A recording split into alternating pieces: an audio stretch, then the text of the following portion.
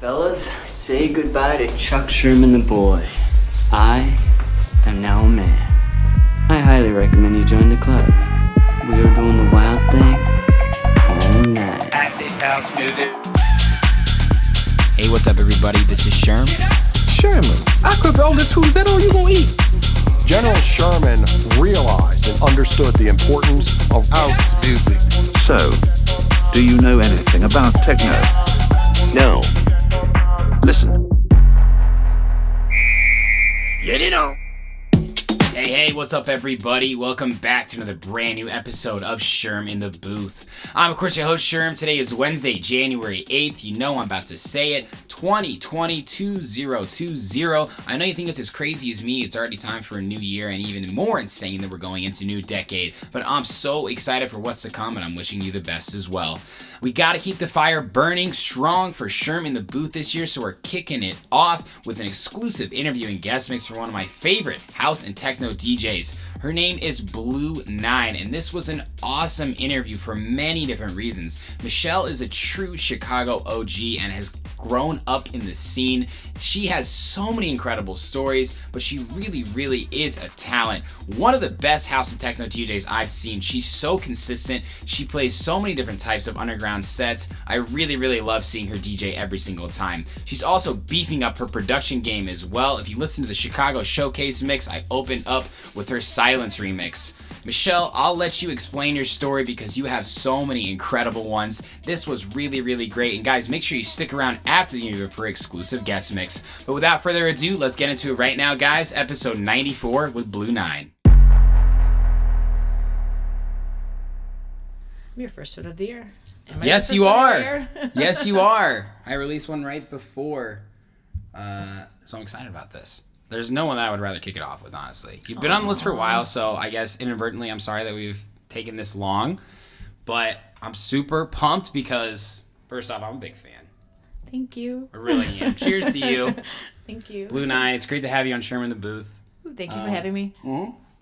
I've really been paying close attention since we booked you for the Cerise event last St. Patrick's Day. That was so fun. That was wow. So fun. You know, that was our first event at Cerise, and even to this day, like, when we talk to Roman and stuff, we always just talk about how great that was. It was a good time. I mean, that venue, I think people hate it and love it. I personally love it from a DJ's perspective, and I know a lot of people that love it from a fan's perspective, but it's so intimate. It's one of, like, the only real intimate places that you can connect as a DJ with the crowd. You can. It's just a little awkward sometimes, just the way the setup is. That's the only thing that I get from people where they're like, yeah, we like it, but there's, like, it's long. It's long unless the outside is open. Yeah, and they redo it like every year too. Yeah, and it's like, all right, so we're doing this now. Well, so they redid the booth there actually. Like, it's. I mean, they have it like actually like a booth. Yeah. With two like actual booth monitors right there. So that was a big improvement. Right, but still, it's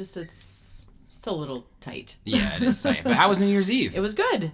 Got to see that. I played I played downstairs, 25th floor, which was nice. The speaker system in there is dope. Yeah, it is dope. Yeah. I like that room better just because there's more. The show. The space. Yeah, for sure. It's a space. For sure. But other than that, but I also think people forget that it's down there. Not a lot of people know. I didn't know it was down there until this past year. I'm like, what room is that? Well, because you walk downstairs and it looks like a broom closet or something. Yeah, because there's lockers in there. Yeah, it's very confusing. I had the Sherm In The Booth showcase there, and it was great because Roman had sold it to me as, you know, they had Marilyn Manson play an acoustic show there. Chance the Rapper did a release show there. So it's like because you can probably fit 75 people in there. I don't know how many people were. You said it was sold out. It was sold out. I'm not sure what the capacity was at the time. It was like 2 something, but that you got to remember that it was between both rooms. Right, and you played 8 to 11. You said. Mm-hmm. You like longer sets. Well, I like longer sets, but all DJs like longer sets. Of course. I mean, I can do a lot in an hour, but like I prefer like an hour and a half too, just because I usually call like the first like 5-10 minutes is like a warm up because I'm getting used to where the sound is. I'm getting used to what's going on. Yeah, absolutely. And then I'll go. And it's usually, and you could think Jordan Bradley, I'm not sure if you know him. He goes, I know when your eyes close, bye. That's awesome. He's like, once your eyes close, bye. You lock in. You really do. He's right. I peek. I know it's out there, but no, I don't want to. I don't want to get distracted by somebody sometimes too. Of course, which is pretty tough. I mean, considering the venues that you play, people come hang out in the booth. It's kind of the culture too in house and techno. I feel like, right? They've known me now enough to know. Get the fuck out. But I mean, some of my friends will stay right there, which is fine. Like it's people that I know or whatever. But it's usually sometimes. It's like, I don't know, sorry, but it's like some of these crazy girls that'll like come and like start dancing. Yeah. Go away. Because they see a female DJ fucking whipping ass. I don't know, but whatever it is, it's just like, go away. And I just remember, I forgot who it was. We're like, this is not a good idea. And I'm just like, who is this? Because it's also too, I'm like, if I don't know you, like either that or introduce yourself. But yeah, right. You're coming in completely probably wasted, and you're coming behind me, and I'm like, and I know when there's somebody behind me, and I'm like, no.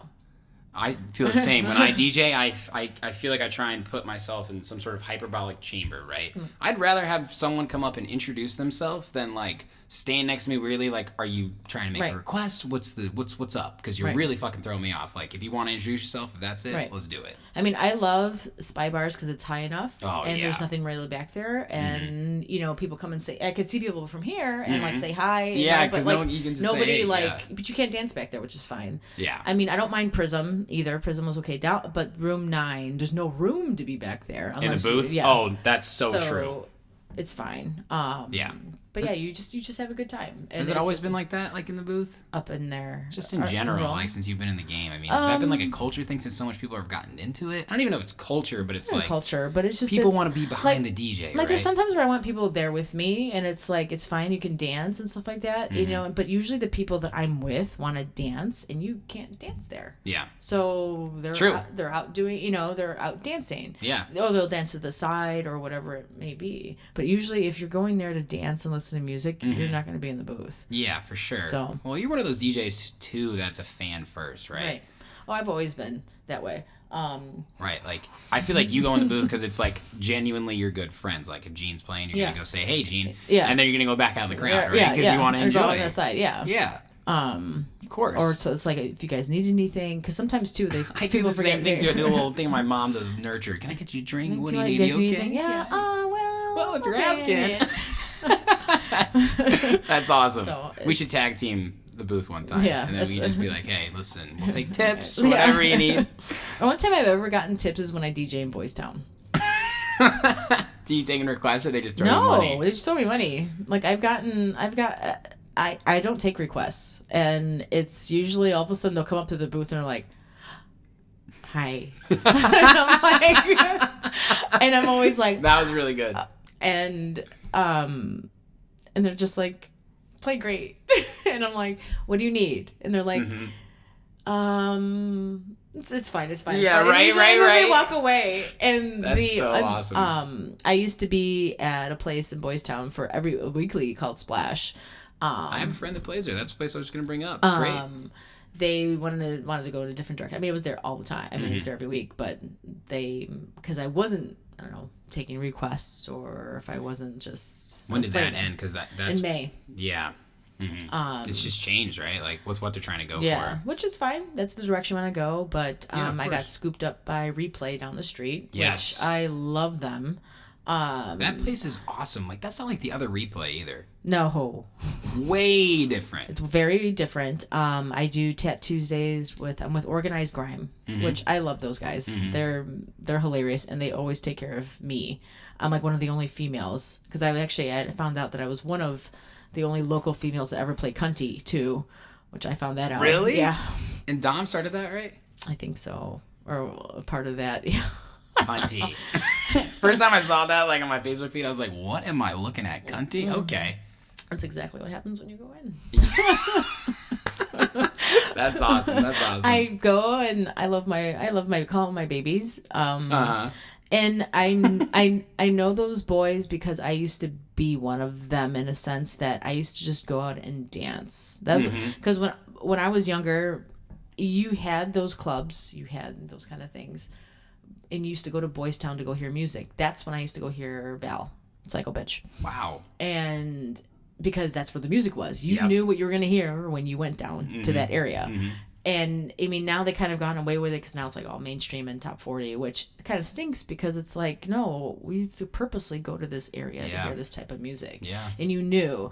And what I did at Splash was playing on that underground besides Smart Bar, you know, but even at Smart Bar, it could depend on the night. Either you went for a house night or a techno night. It just depended on who they were booking. Right. You just couldn't just go, and you knew you can't go to Smart Bar and know that you're going to hear underground, but you don't know what kind of genre of underground you're going to hear. Said. Absolutely. And that's what I was doing over at Splash, and like I do it at Replay now. I have like the second Friday of the month that I'm there, and then I'm usually the second Tuesday of the month for Tat Tuesdays, which is their ongoing party. They've been doing that party for over a year, which is great. And I just like being a part of that culture again, but to know that they come in and they know me enough, and I think a lot of times they know me because of Splash enough to know that you don't make requests, you're just going to listen and you're going to dance. That's it. That's beautiful. And for you too, I still remember when I was at Splash one night, and one girl, and I saw her put her phone up, and I'm like, oh my God, no.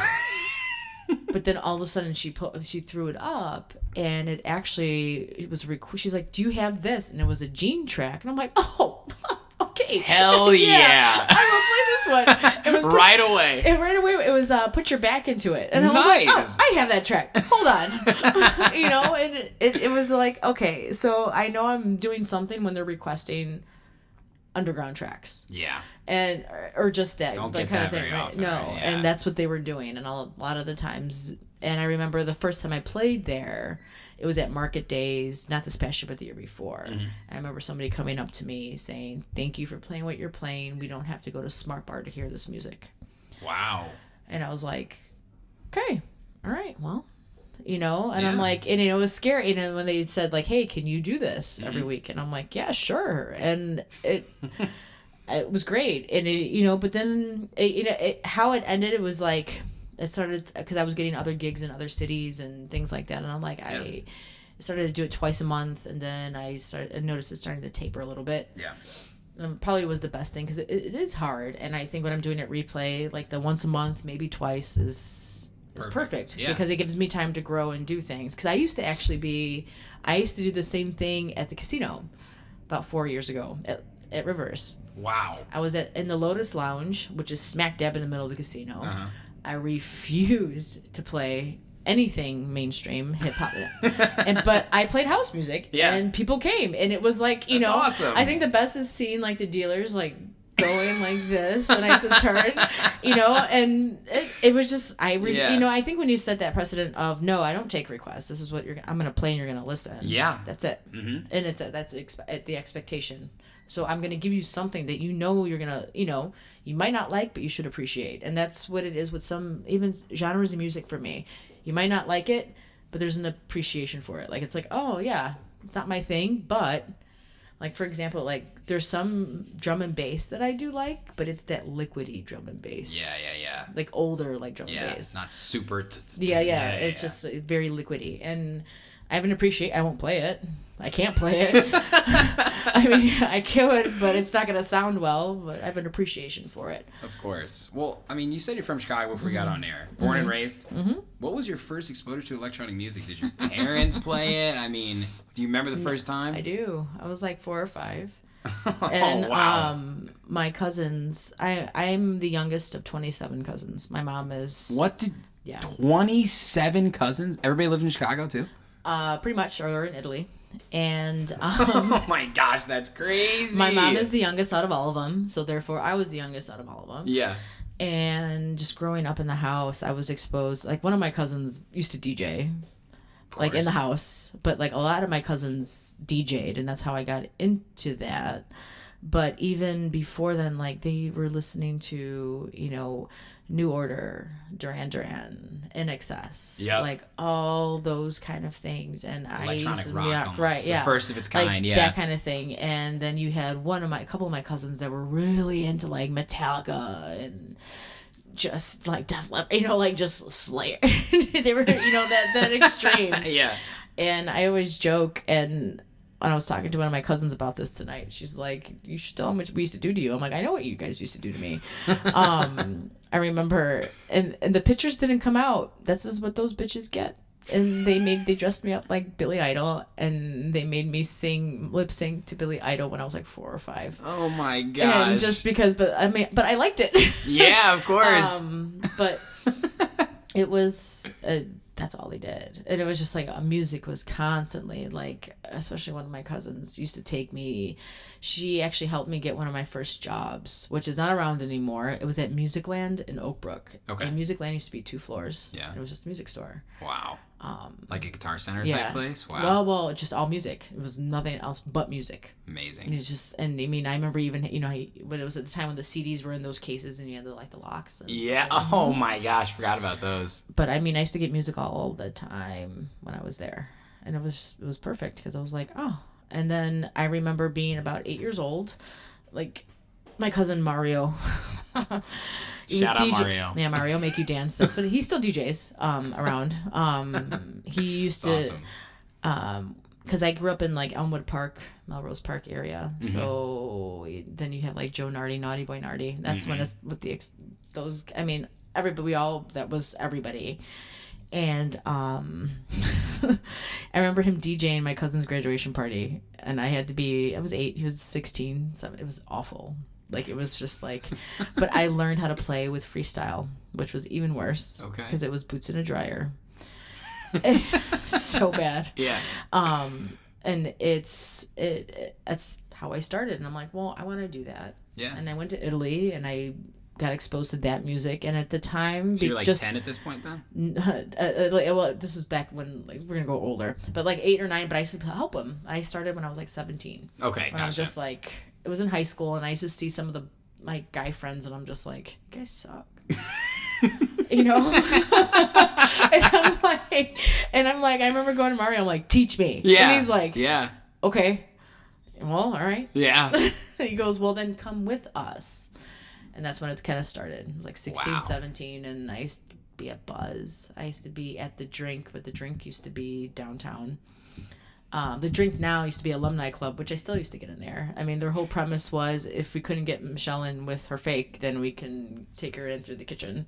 That's it was just awesome. like, Michelle, try to get in first. Okay, fine. And then, like, nah, it doesn't look like it might be a good time. Yeah. You know, and Yeah. like they used to come in through the back if they were DJing. And I used to be in, like, the rule was stay in the booth. So I mean, I used to be able to get into Shelter. I used to be able to get into Crowbar. Mm-hmm. But I didn't go drink. I didn't go to I just wanted to go dance. You know, Yeah. like go dance and just like listen and just like hear this music. And that's how it really started. That's incredible. I mean, it's so family oriented, right? Yeah, Like family everybody, oriented. that was your culture. Yeah, that was Like, my culture. Your first memory started around the culture of, music, of course, but if you just take a deeper dive into it under that umbrella for you, it's I played the multiple violin. layers. Play the violin? Since I was 6, and I still do. So a lot of the stuff in productions, like I have the electric violin. Oh, okay. I understand And I now. think that's why production. I was showing the platform, so the DAW, because I didn't know how to produce. I knew how to make music. I mean, I knew how to play, Yeah. and but arranging a because track was something different, yeah. Oh no, I know how to arrange. It's just like, because I have music theory. Okay. I think when you have a music theory and you have that base, when it comes to track production, then it's like, okay, Yeah. I understand it. I just needed to be shown the platform Yeah. to do it. So, like, I know where my bass is. I know where my, my highs, my low, where everything needs to be. Of course. So. Wow, that's incredible. So you were obviously, would you say you were definitely DJing before you're producing? Yes. When did producing actually come into the About picture? 3 years ago, actually. Really? Yeah, like 3-4 years ago. So you cut your teeth as a DJ for a long time. Mm-hmm. What was that timeline like? Because you were talking about back in the day with RJ. All the stories. When did you come across, I guess, when did you... DJing, like, I mean, it started when I was like that. So, like, something till about like 21, until I had my daughter. Okay. And then I took a few years break, but I used to be in the house and still do it. Right. You didn't stop. I didn't stop. Right. But it wasn't like I was out there doing things. And then Sure. it wasn't until my I'm 38, so like my late 20s, that I started to come back and do things. And then I got married, which was a mistake. because I couldn't. He said like, "Oh yeah, we're married. You're not doing that." I'm like, "Oh, okay." Obviously, I'm not married anymore. So took a break. Like it went through spurts where I'm like there, and then I stopped, and then I'm there again, and then I'm like, you know what? That's it. I'm the happiest when I'm doing it. So That's I'm gonna amazing. come back. And I wanted to come back on my own accord because I know like my family could have helped, and I'm like, no, Right. I don't play what you guys play. Right. I don't do what you guys do. Right. So I want to come back and do what I want to do. Yeah. So Was it always house and techno too, or what was like your first love of electronic music even? one of my favorite artists, and she had come in for market dates, is Sheila E. Like I love Prince. Like I love that. Yeah. Disco. Like my mom used to listen to Motown and disco Nice. all the time. Mm-hmm. And I remember, like I just used to remember catching her at night sometimes listening to it on headphones. Yeah. But I used to love that. I used to love house music. Mm-hmm. I mean, they liked freestyle. They had all, but it was always that. But I know in high school it was hard house was big. So you had like Bad Boy Bill, Tim Spin and Shomer, which it's so weird being my peers now in Bad a way. Boy Bill, Big, yeah. Alex Peace. Like I remember Alex, and Alex is like, "You're on my label." I just signed a check to True Music Out. I didn't understand the full scope of And Brian and Alex. Brian, they've been around for a very long time. Very long time. Someone to actually help you with tracks and break down things with you is Brian. So Okay. if I'm not mistaken, I think he is considered Ableton master. I'm not. quote me Maybe on not that. like necessarily Orbital Yeah, certified, right. but like he is a master. Yeah, Brian knows his stuff, and He's got a great label on. yeah. I mean, I have a couple releases on it. I mean, on there, and they've always been really great to me. And it's just it's funny just seeing some of like the older guys and being like, oh yeah, because they still refer to me as my cousin. It's like, oh, that you're so and so's little cousin. It's like. Oh man, but come on, you've earned your stripes. I know, I have, but it's like so funny because I'm just like, yeah. Well, you only started producing 3 years ago, but you've released on Vested, Ferris Wheel, Invaded, Risky Business, True Musica, Through Music. I mean, A lot. That's a lot, Michelle. Seriously. Business. I love a Risky Business up in New York. It's Heather McAlpin or Desna. Mm-hmm. She's fun. She's funny. She's good. I mean, she actually switched her genre because she used to be more housey, and now she's techno. Yeah. She's really she's really good. She's really, really good. And sometimes she scares me sometimes. But to go through, it's just, I'm very mood based. So it just depends on what's either in my head or, because sometimes if I'm stuck, I do like to go to like the symphony and just hear something that's different. Yeah. Or take me somewhere that's completely different, or go back to old types of music that I used to listen to.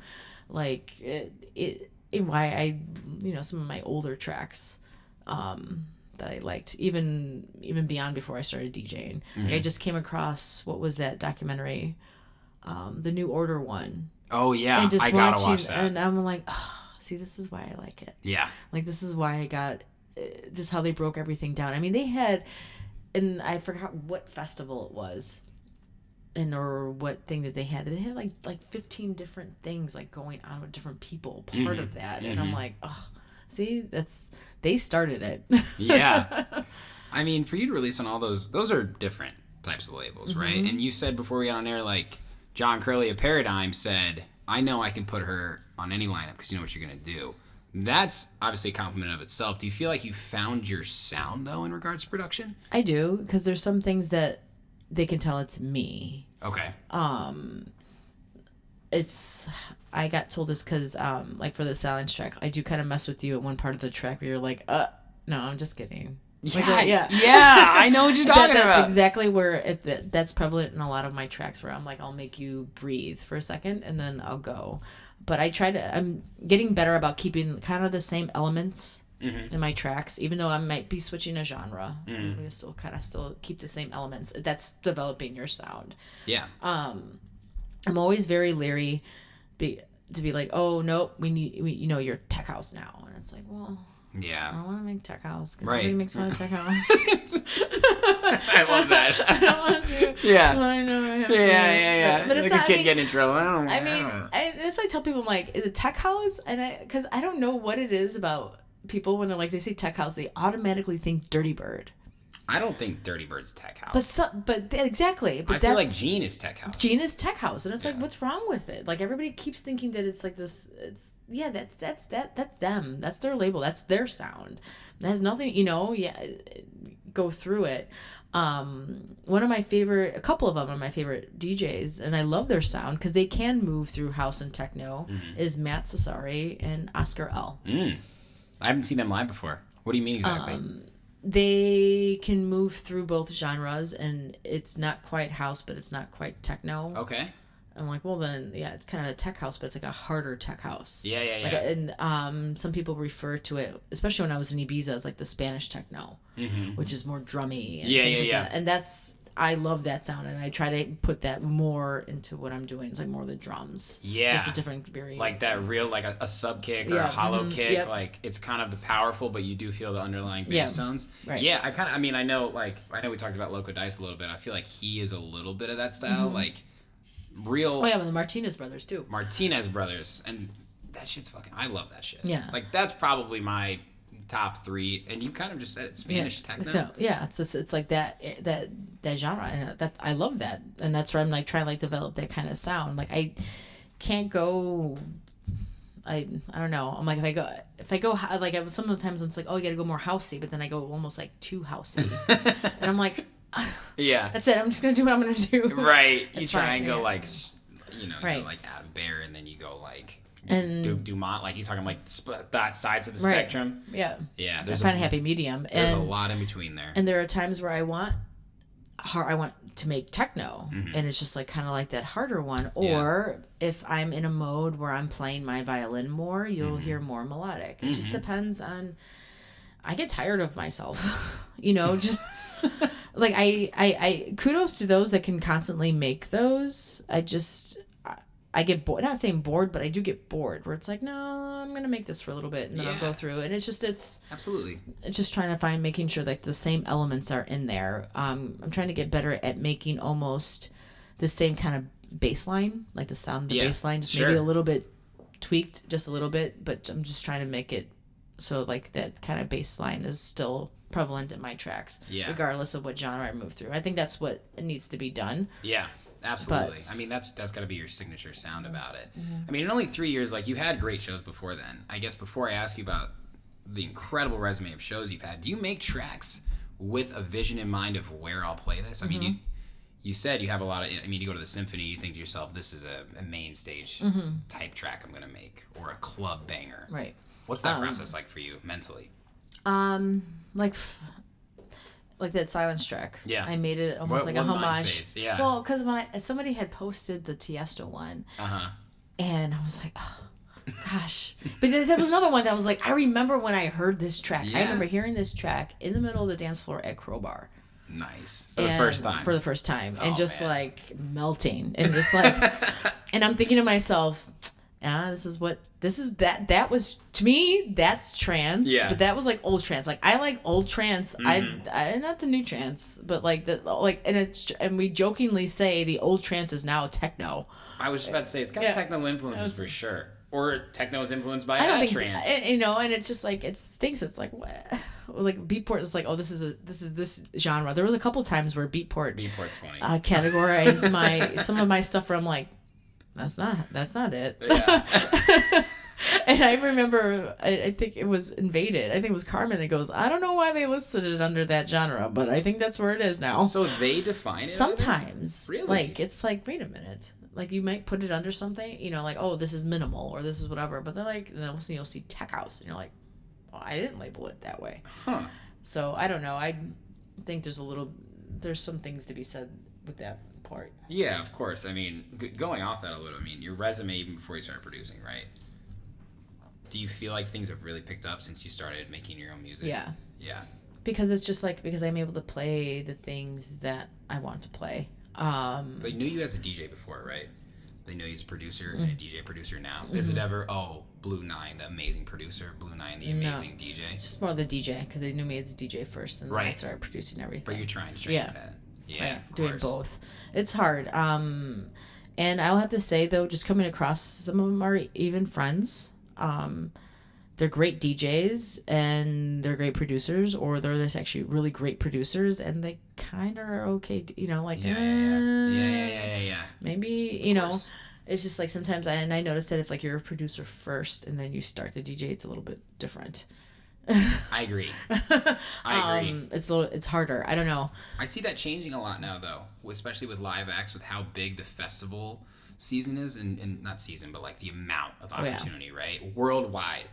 You got to be able to rip a fucking set. Like, if you're maybe in the EDM boom in the United States, you can be a great producer and be a half-decent DJ, a competent DJ, let's say. If you're in the techno world, let's look at someone like Seth Troxler, right? He doesn't make his own music. People go see Seth Troxler because he's a great fucking DJ. Right. So, I think if you want to be big, right, you got to be able to do both. Yep. In your realm. Exactly.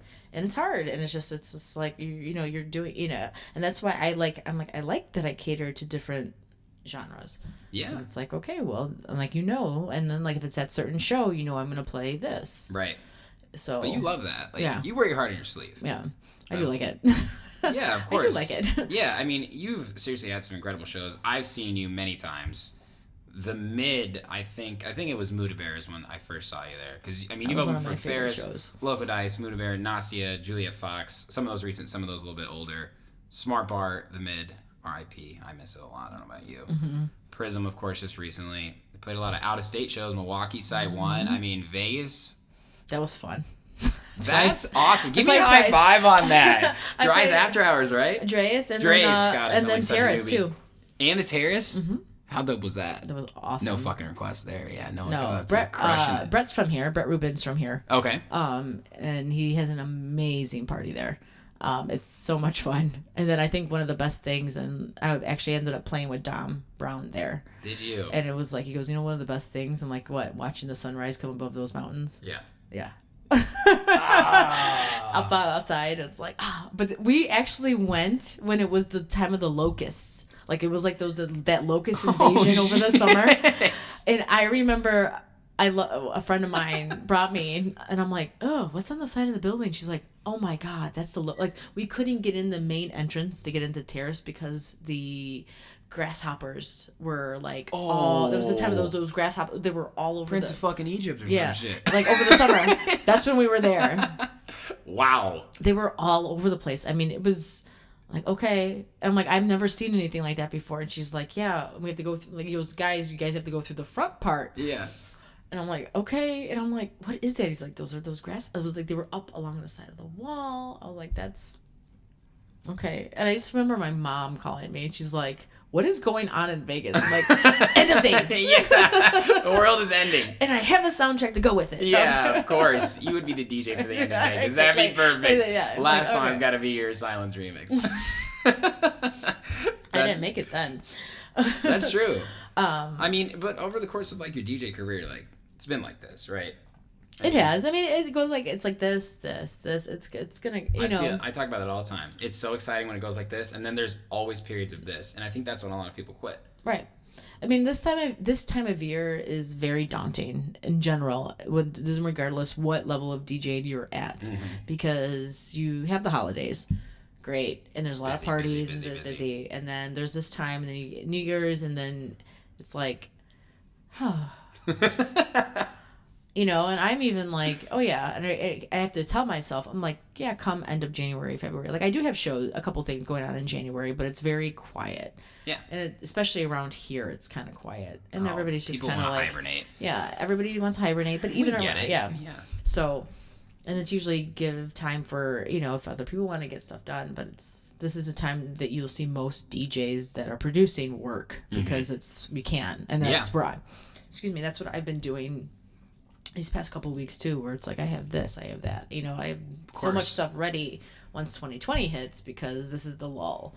And I think that's where the balance is. It's that now I'm getting to a point where if I'm off for a little bit, I know I have to work on music, because that's the only way that it's going to keep going. Of course. So it's, take a break or whatever. We're like, oh yeah, I'm not doing this. And I'm like, I need to finish this. I'm constantly going. You have to. I mean, it's we also to stay relevant. And I think Gina and I were talking about this the other day. It's like social media is like it's gonna kill both of us in a way, because you're constantly on it, and I know I have to be better on it.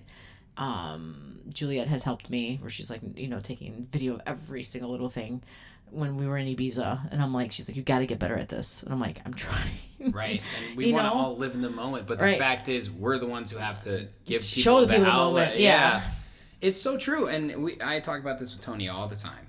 You can't just be a DJ and producer, right? You, like we just said, you could just be a producer, you could just be a DJ. Now you need to be a media presence. Yep.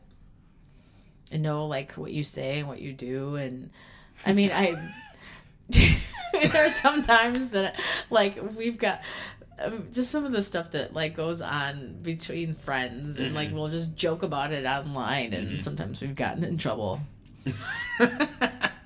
And it's like, and like I'll get a message, Michelle, we got in trouble. I'm like, I kind of figured. Yeah, when I was writing it, I knew. And I'm like, I don't care. Yeah. And then like you go with it, and after a while you're just like, oh, and it's you have to be. It's like, can you give us a break? Yeah, I know. The world won't rest, though. It's ridiculous. No, I agree. Won't. How do you stay relevant? I mean, from people you've seen make mistakes and go off the grid, and people that have done the opposite. It's also how you put your. Okay, so I mean, I don't go out as much as I used to, but when I go out, I know that I am on. I know that people are always watching. Yeah. And it's also another reason why I don't go out a lot too, because I just kind of, I'm like, I just want to just stay home and I want to do my stuff. So if you do go out, you just want to dance, and like you said. I want to dance. Yeah. But also like, and then it comes to a point like, oh yeah, because I like when I do want to go out and dance or do whatever, I don't want to be bothered. Yeah. And it always ends up, oh hey this. I'm like. And I joked with one of my friends. I'm like, "You have wigs? Give me one." I want to experiment one time and be like, put it like a long wig on and like do something. Your hair is recognizable for sure. I know, or just in general. And I'm just like, let's see what happens. Actually, I kind of it's a social experiment. Oh, we'll see.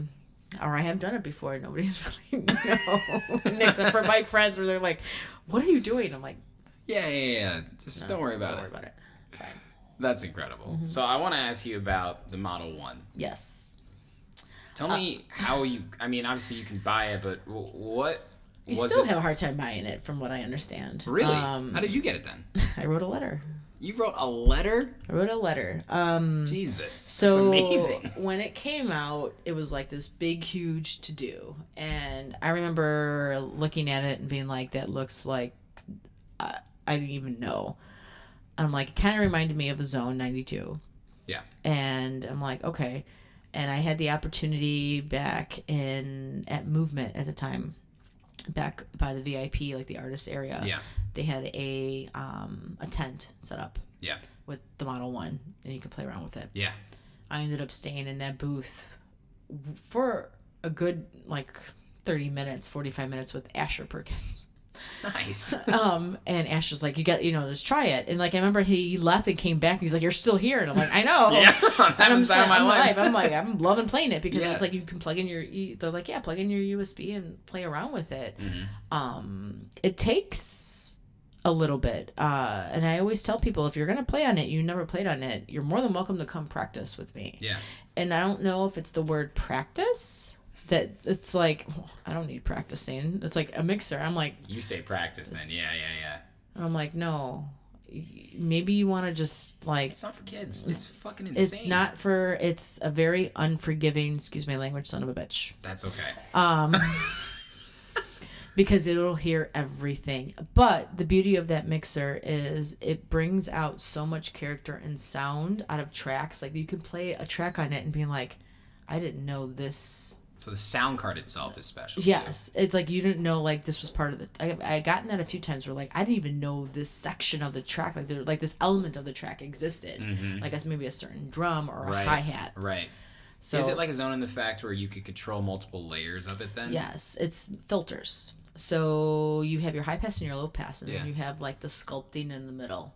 When I watch Carl Cox or somebody like that do it, it turns like this. So you're not going like this anymore. Right. You're It's not 12 o'clock. Nope. It's all the way on, all the way Ugh. off. Oh, but fuck. also different directions. So it's like, but that's how you go. There's no crossfader. It's set up. Locked in. It's set up like a producer's brain. It's an asymmetrical slope. So when you do bring it in, it brings it in the Do you way. see me right now? I'm like literally. Yeah. And then it only has a filter. You have to make your own effects, or you attach your effects to it. Okay. I do have the Pioneer, the RMX. Yeah. But I've gone away a little bit more because I actually like the TR8S with it, the Roland. Okay. Yeah. Because you yeah. can load up so much with it. Right. And it has 2 sends and returns. That mixer, so I can clock it in and it'll be, and I actually use that more for effects than anything else, or add elements that I want to add elements to. I like using the TR8 because of I can load my sound card but put vocal snippets to it. Ooh, how many So I channels don't does it have- have then? The How many, like? 6, Okay. so I can attach different things to it. But I really like it just for the fact that if I do load up that, I don't have to worry about it on the CDJs. Could I do 6 CDJs then? You could, if you wanted to. Anyone? That's fucking crazy. You could. Yeah. I do like it. But it took a while to get used to. Like, it took hours upon hours for me to actually sit with somebody and teach them how to do it. And usually when somebody's like, "Oh, I want to play on it," okay, great. I'm going to give you about 20 minutes. Just go ahead. Just go ahead. Yeah. And it's usually like, what's what? I'm like, well, you said you can handle You it. said, here you Mixer. go. Let's go. You know, Michelle, and I'm like, yeah. I try, and like, so I'm like, and when I tell you that it's gonna be this way, believe me. And I don't know if it's because if I'm a girl, Yeah. and it's just like, no, yeah, whatever, Michelle. Yeah, okay, yeah, all right, let me sip my tea. Holy shit. Like, you know, What a special. but I that's an wanted it. instrument. And people were coming to Chicago, like artists were coming to Chicago, and they were given it because when I got the Model 1, there was the list of artists on the back that have the mixer. Mm-hmm. So I know who has one. Yeah. There are some that have it that don't want to use it, that don't prefer it. For example, Adam Bayer, no, he doesn't. He has an appreciation for it, but doesn't want to use it. Yeah, yeah, yeah. And it's just depends on your style. sure. Like, if you are a house DJ, more of a housey like kind of DJ, it's a little bit harder because Yeah. you can't do those sharp cuts like that. Right. Like, you're not flipping the bass. Like, No. let's just say it's a 900, right? Right. Yeah. Yeah. It's not like that. The only person though that actually schooled me on my own mixer, is Cassie. Really? I watched Cassie and I was like, oh, I didn't know I could do that. And she's just like, you have it? She's like, oh, she was so cool about it too. I'm like, you showed me things on that mixer I had no idea you can do. She's just like, it takes a little bit. She's like, just play around with it more like that. Sure, and I'm of like, course. okay. I'm like, thank you. But it was, it's really not, it's not saying faint at heart, but you have to really know your tracks, you have to know your sound, and you have to be patient. Because either you are one that either is waits until the track goes and then you change over. Mm-hmm. It's really meant for DJs that are blenders, that really like to blend different sounds together. Yep. That's not your style of DJing. That's not the mixer for you. It's meant for that kind of meshing. Yeah. And it can be done because the way you can cut out different elements of a track and make it come together. But you have to know your tracks on that mixer. Because if there's a sharp, or there's a change, it's going to pick up on it. And then you're going to be like... So it's sensitive too. It's very sensitive. And you're going to be like, oh, I didn't mean for that to happen. Like, there are some times where I'm like, oh, I forgot about this vocal. I can actually... take out the vocal of the track, and then I'll just hear the bass. So it's not like a filter where it'll high pass. There's a filter option, but when you if I have just a regular track playing, I can just take out the vocals. Yep. Or you can amplify them, where That's I can take out parts crazy. of the mid, and then come through. I opened up for Richie. Was it a couple years ago in December? It was in December a couple years ago. and I remember that's when I saw it the first time. Yeah. And I'm like, oh, there it is. You know, like really, really saw it. And then when I saw it at Movement that spring. Mm-hmm. And then were you at the last Movement this year? No, I did not, because I just had some other things personally, like family stuff going on. That I would have been able to go for the day, but because they had it was a Model 1 stage, so this Yeah. thing is a beast of its own, right? And we saw it was Anna and Nastia, and they were the two people. I mean, and I could tell, right? There was something different about these sets, because I had seen them DJ, because I know I've seen Anna DJ on like a 900 before. you have to pay attention. She was fucking in the zone, right? Mm-hmm. I mean, that's pretty incredible. That's not pushing buttons. No, it's not. It's it's very fluid. It's very silky, is what it's coming through. Silky. That's awesome, though. Do you see that being status quo in 10 years for house and techno, or is it just It depends. specialty? You know what? If it came down to it, I probably would say the 96 would probably be that. People like the 96 a little bit better. It's more cost effective for one. Yeah. I mean, I was the only person that had the Model 1. Now I think Spybar purchased theirs. Did they? Yeah, because they were getting so many artists coming in. And that was partly why I wrote the letter too, is that these artists are coming into the city. And it's like, we can't fulfill something. And why not? And I'm like, I opened up for Richie. I opened up for Nicole at the time. And I stayed on this guy for Model 1. I pled my case to Model 1. I'm like, you know what? I'm just going to write a letter. I'm just going to say my case and being like, hey, and in the, why, and I even said, I'm like, Chicago being a music city in itself, I mean, yes, we're house, but why does every other city in this country or whatever have access to this mixer and we don't? So what's, I'm like, basically, what's the problem? Can't say no to that, yeah. And I stayed on him for a while, and I remember this was in February, and it was right before this one snowstorm, and it showed up on my doorstep that morning, and it was a snowstorm later on that day. For free. He's like, okay, fill this out, blah, blah, blah, blah, blah, blah, blah. I'm like, okay. I sent it back. I'm like, yeah, whatever. Yeah. And then all of a sudden, I was like, in the morning, I was leaving for work, and I was like... And I looked. That's awesome. And I just remember, like, my daughter being like, what? I'm like, I'm taking you to school. I literally call off of work. And then it ended up being like a snowstorm, and there was no school the next day because it was like such a big snowstorm. Yeah. And I got snowed in with this thing, and I'm like, oh my God, it worked. Holy like, shit. I stared at it for like a good, like, half hour. Like, I'm like, right. Is this it? And I'm like, that shit worked. And like when I tell people, and like I tell them, like, like that's all I'm it was. shocked. I'm shocked. again. Go, good luck if you're gonna try doing it. A couple of friends are like, oh yeah, I'm gonna write so and so this. I'm like, yeah, good luck. It's been done. It ain't gonna happen again. Yeah, now you're writing fucking Santa Claus what you want for Christmas. Yeah.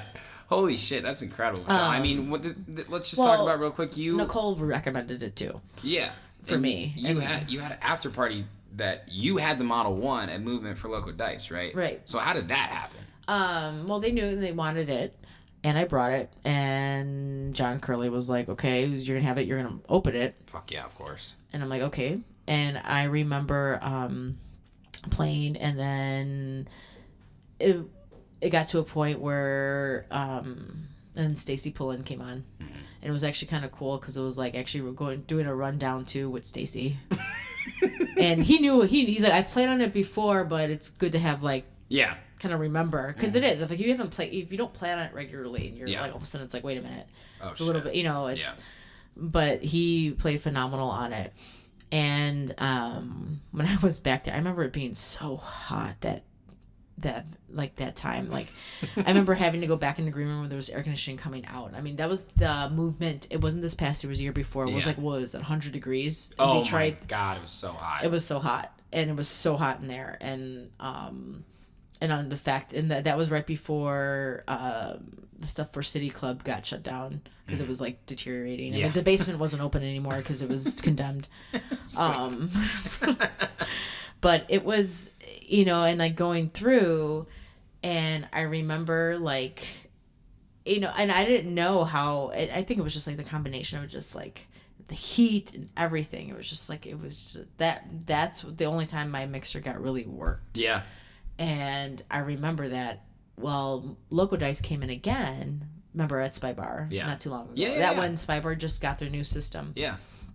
And I had the bumpers on it. Oh my god. And I just remember him. He's like, "Is this because of me?" And I said, and I'm like, "Yeah, honey." And he goes, "I love you, Michelle." Oh my I'm gosh. like, and it's just like they know me.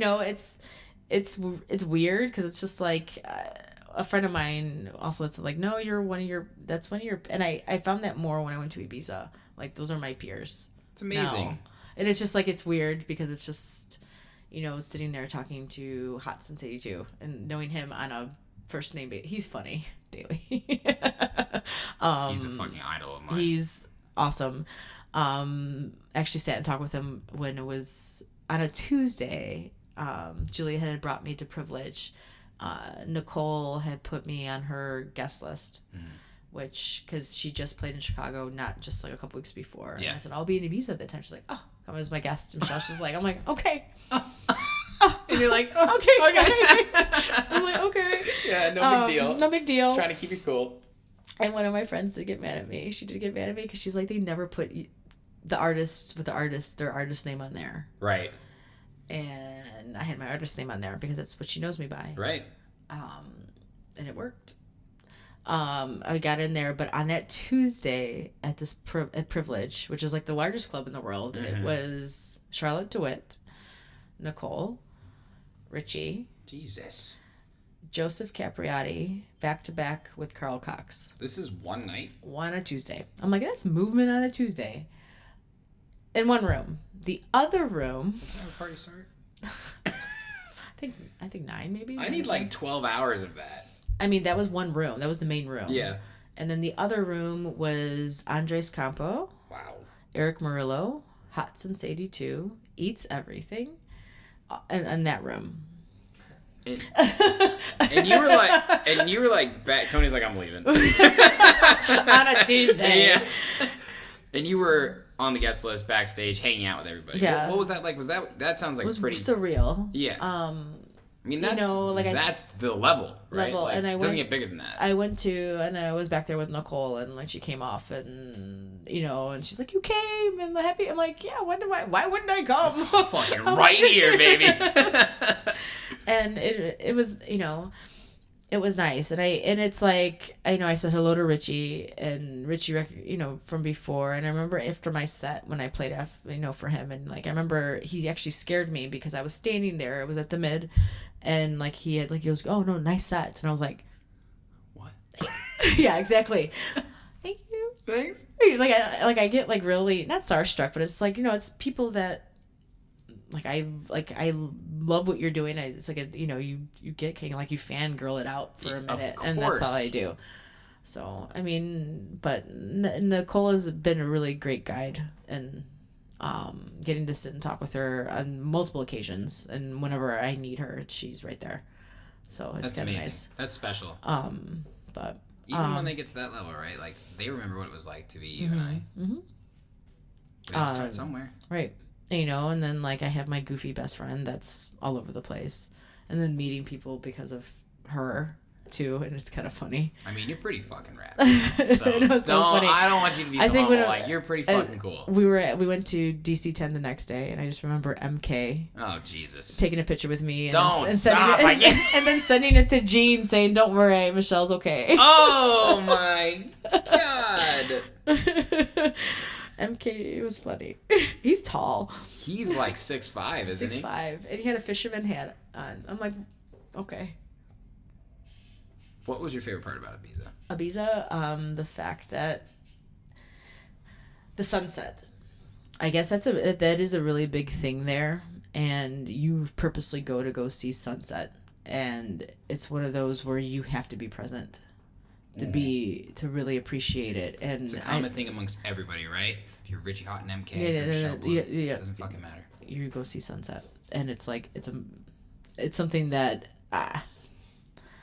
And the food too, by the way. Yeah. I'm just like we ate so good when we were out there. Are you going again? I'm going out. I'm back there out the summer because she lives out there. So she lives in Ibiza. Mm-hmm. A lot of DJs live there, right? Or they have Don't like Ida and Adam Bear live there? Or they might have like a thing out there. Yeah, I mean, they that's probably something we don't know about quite yet in our lives. I know I don't have that. I'm like, I'm gonna get to that level where I just have a villa that I can go visit whenever I want. No big deal. My studio's there. Yeah. Gene, come through. Let's go. I'm a let's private go. jet. We're rolling over there with MK. He just played in Chicago. Yeah, That's amazing. It's nice, but it's just like all you have to, and all it is just being normal, I guess. Yeah, I fangirl it out, but it's also just Well, you're respectful, it sounds like, right? respectful, and you know how it is, because I know how I get sometimes too, when sort of like doing this, you meet this person, or you're here, you got to be here, you have to do that, and it's like someone just says, "Hey, how are you?" It's like, oh. Okay. How are you? I just had a nice dinner. How are you? It's just like, okay.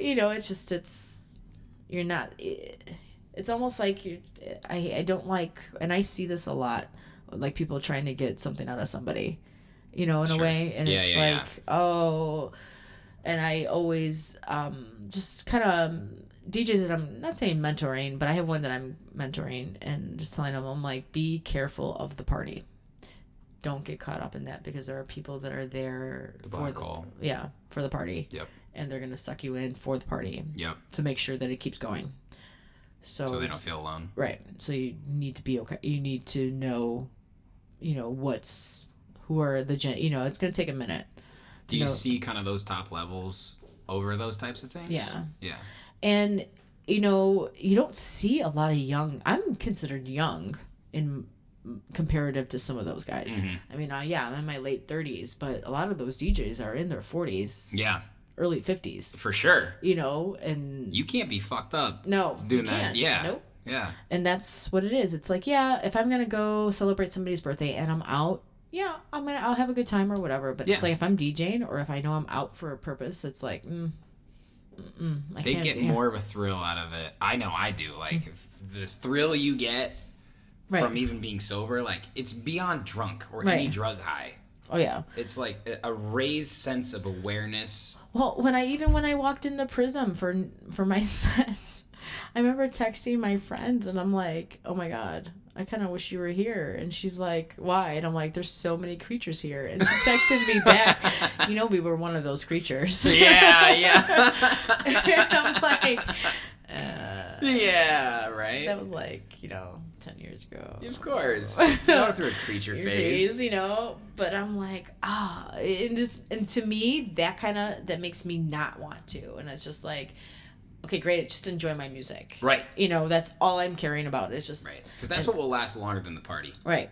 Exactly. Just enjoy my music. Just come to, you're coming to dance. So...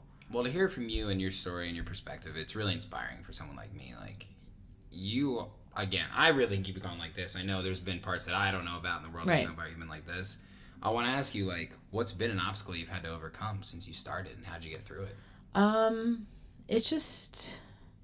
It's making sure, everybody worries about money, and it's, when it comes down to it, I always have to remember that, I'm not just putting food in my mouth in a way, and it's for myself and my daughter. Mm-hmm. And it's making sure to stay that kind of balance. And that's another reason why I'm so careful about what I do and how I do. Because she's old enough now where she's watching and she knows. Yeah. And like her friends are a couple of her friends, like she'll be like, Mom, can you come pick me up from school? And she's like, oh, can you take so-and-so home? And all these other things. And I'm like, yeah. And they're always like, hey, Mom. They're like, what mix are we putting on now? Oh, that's awesome. What's your daughter's name again? Gianna. Hi, hello. Hey. Oh, hi. But that's no, cool, she's... I do a lot of their edits for their music for dance and things like that, and very cool. I've always done that for her. So but changing your perspective, kind of. Changing perspective, and it's like once you become a parent, and it changes how you approach things and how you do things, but it also comes with maturity too. Yeah. And it's also on what kind of company you keep. Yeah. Because you start to realize certain things where you're like, maybe if it doesn't feel right, or like, I don't know if I want to. And I have, just for like loyalty purposes too, there are some gigs, I might get offered to play, but I won't play just because it's like, no, I I don't like what you do, or it's a loyalty kind of thing where I don't know, or I don't feel it's right. It's like It's not a genuine connection, or a genuine reason they're even reaching out. It's just like, I know why you're asking me to play, or I know why, it's okay.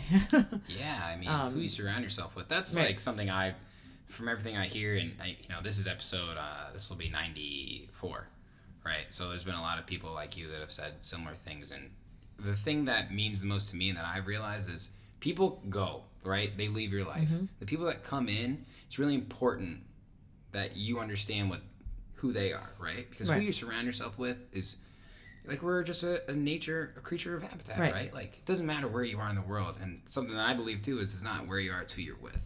Right. It's like we all have, like, it's whoever pushes you or whoever wants you to be, that will call you out when you're on your bullshit, and it's like, there are some of us where it's like, maybe we need to take a step back for a second. Yeah. Or, hey, and I remember perfectly when it was Spring Awakening, and I actually ended up taking Jean home, and Jean and I had a talk on the way home. Mm-hmm. I got my talking to. Was this last year? Yeah, over this past June. Yeah, last year. Talking to?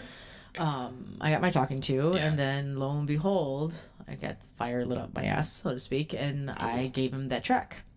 So, and then I kind of got a mini refresher course this past New Year's by him, and another one's is gonna be pushing through. So it's like, there are those that I've known for a long time that will say certain things to me that I know they see, and it's like, no, we need, it's kind of like that little swift kick in the ass, kind of thing. So. People who want the best for you, whether it be Jean for your daughter. Right, exactly. And it's those that you have to break away from, that that intentions aren't well. And that's what I try to, like, help with, like, you stay positive and things like that. And to be honest, that's kind of also why I've also gone back into that, the Boys Town realm, too, just because, it doesn't matter, if you're gay, straight, purple, blue, whatever, green, you go to Queen just to experience Queen one time. Oh, you just have to experience Queen one time, because it doesn't matter. And actually, that's the reason why I love going to Queen, is because I can go there and dance and not be bothered. Because it's like, because you're there for the music. It doesn't matter what it is. Mm-hmm. So I'm subscribed to Smart Bar's emails, and I scrolled all the way to the bottom just because all their events are great to me, right?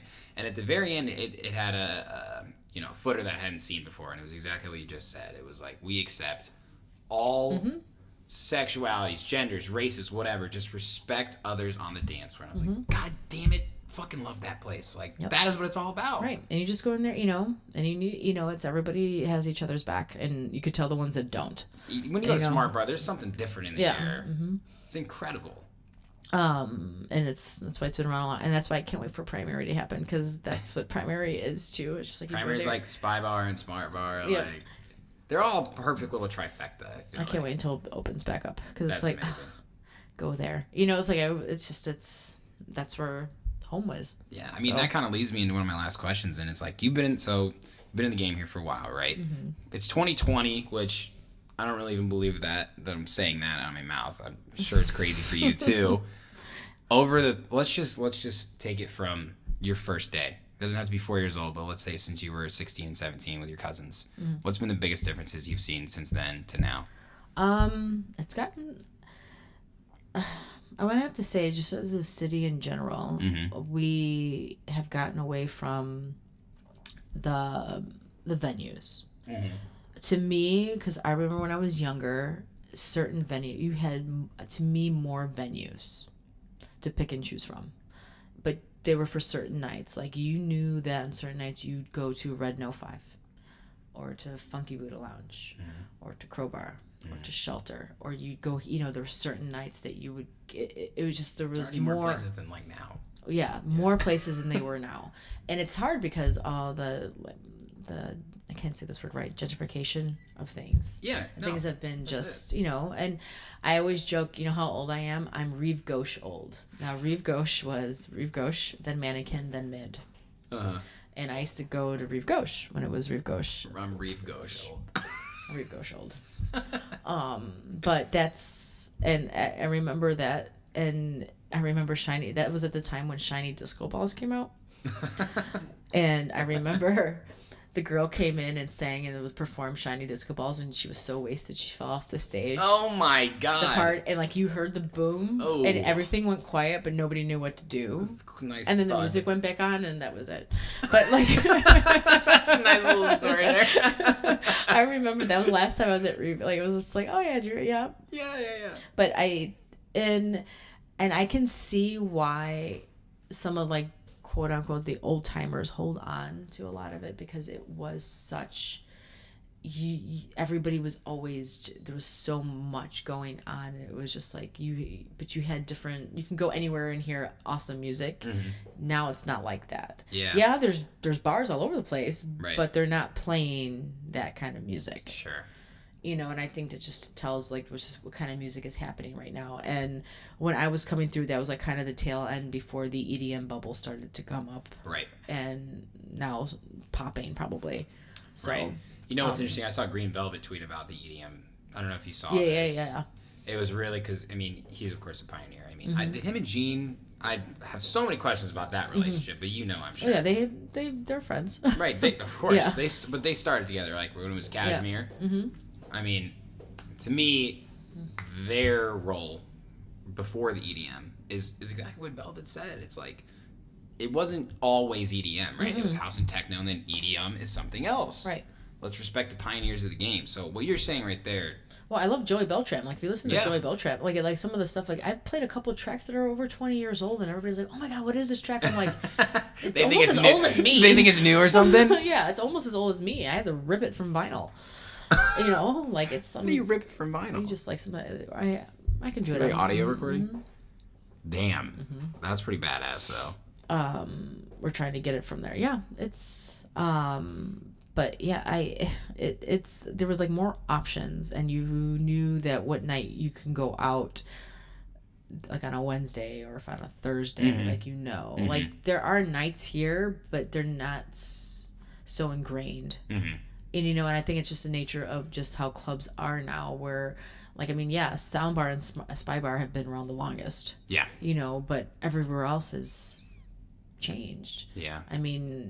It's just the nature of just like the stability of things and how people are. Like I see people going out a lot, but I don't see a lot of people going out. Yeah. I know what you mean. So it just depends on just the culture. And I would think that with all the like the residential stuff that's popping up all over the place, you would think there would be more people, but I think it's also more families. I think it's harder to pack a place.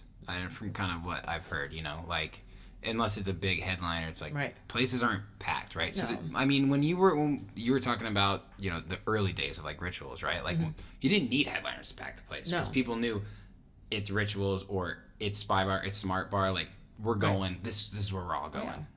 Oh yeah, and even because they knew they were gonna hear good music, so it's just exposing people to know new music. So it's hard, and like when you start putting that culture, like if you are at a bar and you play top 40 or mainstream, well, that's what they're gonna expect. Yeah, but it's like if they know that this is, and I think we also as DJs have to get better at putting it into.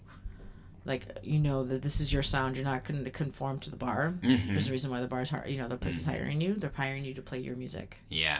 So you're going to play your music. Yeah. And that sometimes I feel like sometimes the headliners or the artists that we bring in, they'll kind of go a little houseier or things. They're like, oh, it's Chicago, it's house. Right. No, we booked you to play techno. Play techno. Like, we already hear this music. Yeah. We don't need to hear. We're good. We want you to play your music. And I think that's what... It's like, play our music, play your music. There's a reason why people are there, and if they're there because they're on a whim, well, make them a fan.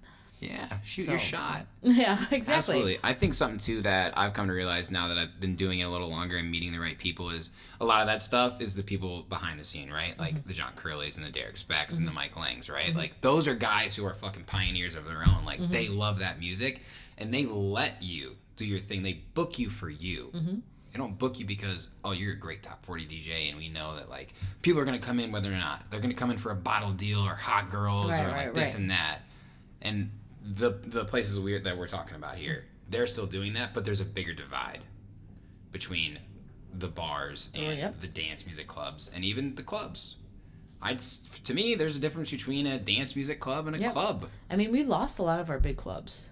I mean, there's really not a lot of them. And I know Radius is opening up, but Radius is going to cater to something completely different. It's a super club venue. Yeah. It's not just DJ. It's going to be for band, which is awesome. Bands, which is what we do need something like that. I mean, the only time what we have Metro and Aragon. That's it. Rivera sometimes. Yeah, I think Radius is going to be huge for the city. All the different type of acts. I mean, to book Carl Cox, like. Right, and I mean it's on a up and coming part of our city too. Yeah, Pilsen is growing so much. Which it needs to happen a little bit, because I mean I think that's where we also lose a lot of our parts of our city is because of where things are located. Yeah. So you have people that are like south that are like, I don't go north. And it's just like people that are west and say I don't go east. Yeah. But I think with it being, it's like, oh. I mean, even though Pilsen's considered south, they'll still north. Like we often will travel out that way, anyways. It's really not that south. It's just from here. Yeah, Radius is like maybe 15 minutes. Yeah, it's not like crazy, but I know it's ridiculous. It's crazy to hear you talk about like the local scene and something since especially you've been to Ibiza. Mm-hmm. What role do you think Chicago plays on a worldwide scale? When they hear that you're from Chicago, they are like, oh, house. Yeah. It doesn't matter what it is. Oh, your house music. And they'll say Derek Carter. They'll say Green Velvet. They'll say Gene.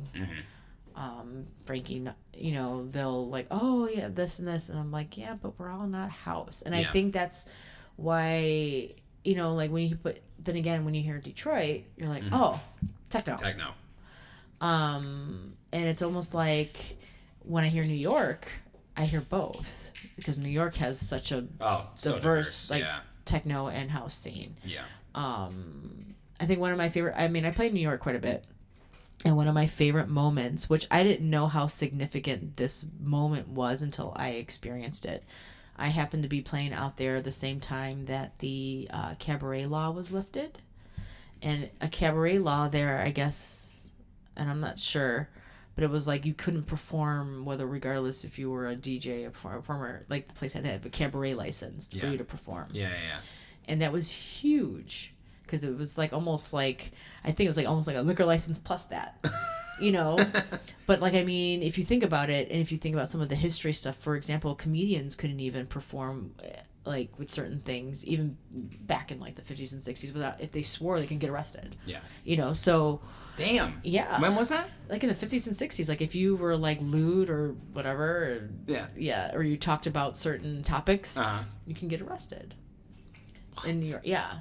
But that was not just in New York, but it was kind of crossed all over. It was like one of those. But like the cabaret law, it was like 100-year-old law that ended up getting lifted. And there was a place in New York, which I love, which Heather had brought me to one time when she was playing. She was opening for Dubfire. Nice. And fuck yeah. That was the first time I ever saw somebody like eat a sword. Like it was at this place. It was at House of Yes. And I just remember standing next House of Yes. And I just remember her like, they had like a show and thing like that before, like playing. And then I just remember like eating the sword. And I went like this, and she started laughing. And I'm like, I'm like in a haunted house. I was like, I'm like that makes my chest hurt. Yeah. And then she invited me when I had come back. I ended up playing. And I'm like, hey, I'm here. And she's like, hey, why don't you meet me at House of Yes? It's Boiler Room. And she's like, and that's when she had told me. And she's like, I got you, come with me as my guest. And it's Boiler Room, but it was Dance Through the Decades. And it was like in celebration of the cabaret law being lifted. Oh, wow. So it was dance starting from the 60s. So they had the DJs. Like from doing that dance music all the way up and through now. Oh my gosh. And I remember seeing, was it Jelly Bean Benitez? Doing it off of 45s. Like I was like, You know, I'll sit down. Yeah. I didn't know what to do, and one of my friends was like, come dance. I'm like, I don't know, I don't want to dance. I just want to watch. Yeah. Like, I mean, I'm not, like, it was like, Yeah. boom, boom, boom. But just to see like how much that meant to it. I think one of my favorite was when whoever was doing it was 80s. It started off kind of like that, like 70s, like housey, like tribal-ish kind of thing. It went into like the 80s and then just went into like the 80s dance music. I was like, oh my God. I was like living. Whoever it was playing, it was like phenomenal.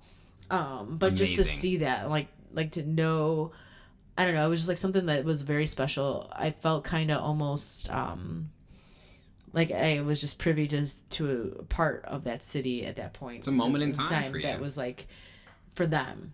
It was just like, you know what I'm saying? Like I got to experience it, but it was more of like, wow, this is something that means a lot to a lot of people here in New York because it was something that was like that, and it was fun. What an incredible moment.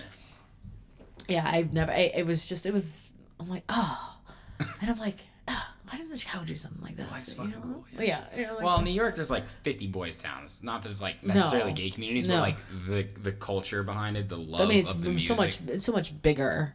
I mean, there's 6 million more people. Right, but they kind of struggled a little bit, and I think it's mostly not. There's more. It's getting better. It's definitely not there, but Well, there's more House united. shut down, didn't it? I don't know. I haven't been up there. Output. It was Output. did. Output did. Yeah. And they're bigger stuff, but there's a lot of other stuff. They actually do underground very well out there. Oh yeah. Like God. I experienced it's truly the one. city that never sleeps. It truly is, because I remember being taken to a place that looked like an Airstream diner, and I'm like, where are we going? And they're like, no, fool, you go by the door, and then like you go down, no phones, no nothing, and it just opened up to this underground of just whatever. Fuck. And I was like, damn, wow, okay, you know, and like they know how to do that, you know, and it's, I don't know, it's hard because a lot of problem with our underground to me is that they burn out spots so quickly because everybody keeps using them. Okay, like actual spaces. Yeah. And, you know, and it's like, we need to find something different, but it's also just I don't know. Less square footage. There's a lot of access, or where they are located, people might not want to travel out that way. True. So it does have to be pretty specific. Like most of the afters are Logan Square, West Side. I mean, there's nothing in the Loop, right? Like, no. You could go to Underground Show in Manhattan. Right. And you'd be okay. Under the fucking, Rockefeller Center. Yeah. It could be. It could be. But it's just, I mean, there's spaces, but it's just like, I think people are either scared or that's why you just do it there one time. Yeah. It's like, there's a reason why it would be one time. And so you do it one time, and then don't go back to it. Yeah. And I always joke with my people that are underground. I mean, I used to go to SSS all the time. I mean, SSS was around for years. But it's always like, you always have to be careful with our city. I mean, our city also, and I was always told that, like, you always have to be careful with undergrounds, especially when it's a political year. Yeah. And like any unrest that's going on in the city, it's like, don't do it. Because you're going to get, they're looking. So, and it's just be smart. Even though, I don't know, people, you can be like, oh, they're here to dance or doing whatever, but it just doesn't matter. Yeah. So, but also that's what makes it more fun, where it's like, oh, I'm going to get caught today. That's true.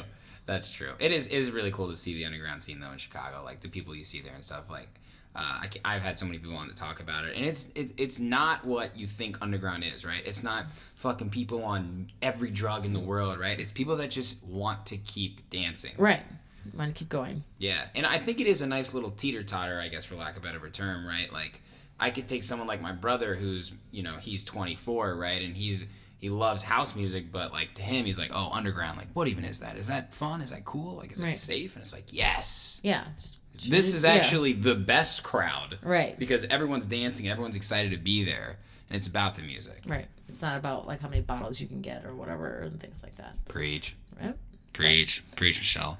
Well, my final question is for you, of course. What's going on in 2020? What's up for the next decade for you? Well, I have my 2 spots that I play. I play the second, and then the second Friday and the second Tuesday. But I'm doing more traveling, knowing that I'm going to be going back out more. trying to travel more out to like Miami, to New York, Are you going to Miami this year? and then LA. Just where certain friends are, just getting out there to play and stuff like that. Yeah, keep So doing your just keep thing. going. So, and it's just connecting more and meeting friends. So I'll be back out in Ibiza. I might not go as late. I might go maybe early August. Yeah. But I'll probably end up going out to Greece, and trying to make my way to London. So. Sounds like a fucking awesome And year. Berlin's the other one. So. Have you been there before? Berlin? No, I haven't. Oh man, I've heard the craziest things. I've been there when I studied abroad. I didn't do what I wanted to do. I did go to like an underground club. It was fucking dope, but I hear from a lot of people it's just next level. And It is the level. Right.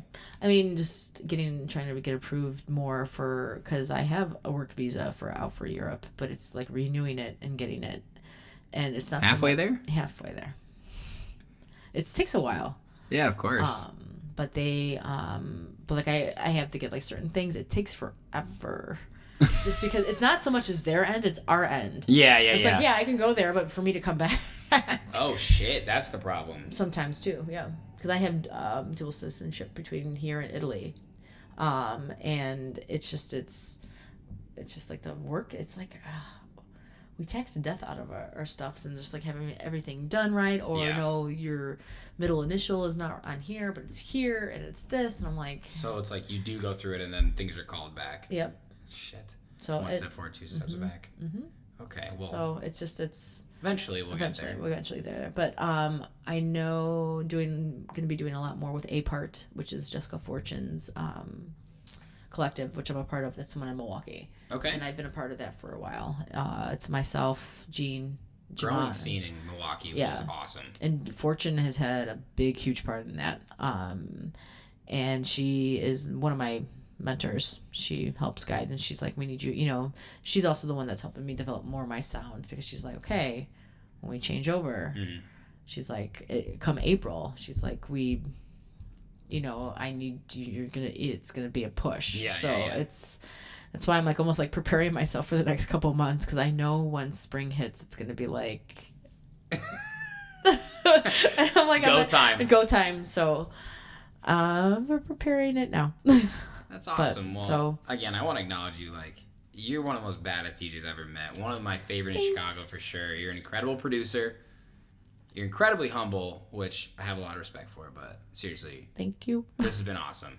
Thank Cheers you for one more having me. time. Of course. Thank you.